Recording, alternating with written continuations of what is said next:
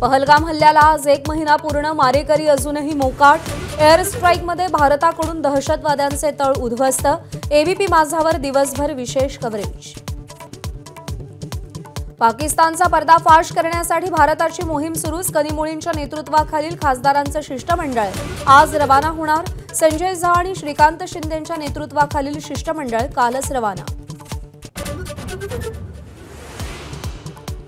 Operation सिंदूरमुळे बिथरलेल्या पाकिस्तानचा आता नेपाळ मार्गे कारवायांचा डाव। नेपाळ मार्गे बांगलादेशी आणि पाकिस्तानी दहशतवाद्यांना भारतात पाठवण्याचा कट असल्याची माहिती।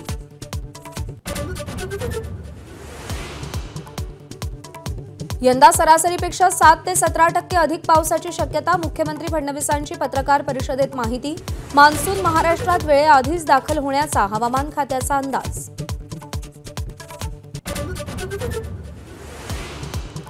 मुंबईसह ठाणे, नवी मुंबई, कल्याण, डोंबिवलीत रात्रभर सोसाट्याच्या वाऱ्यासह पाऊस। आज येलो अलर्ट। लोकल सेवा 10 मिनिटं उशिरानं। रस्ते वाहतूक मात्र सुरळीत।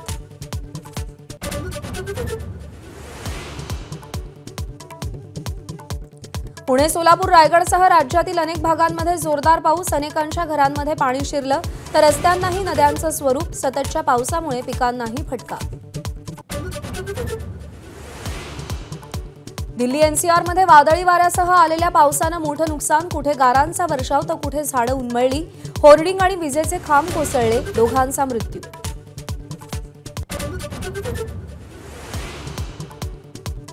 धुळ्यातील शासकीय विश्रामगृहात कोट्यवधींचं घबाड सापडलं। रूम नंबर 102 मधून 1,84,84,00,000 रुपये जप्त। खोतकरांच्या स्वीय सहाय्यकाच्या नावे रूम बुक असल्याचं समोर।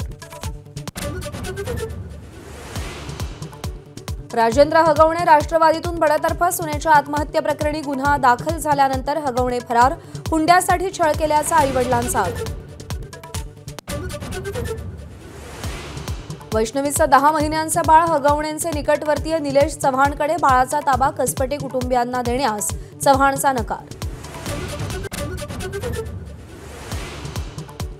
चाकरमान्यांसाठी खुशखबर। यंदा गणपतीसाठी जलवाहतुकीचा पर्याय। M2M बोटीनं मुंबईहून मालवणला 4.5 तासात तर रत्नागिरीला 3 तासात पोहोचता येणार। मंत्री नितेश राणेंची घोषणा।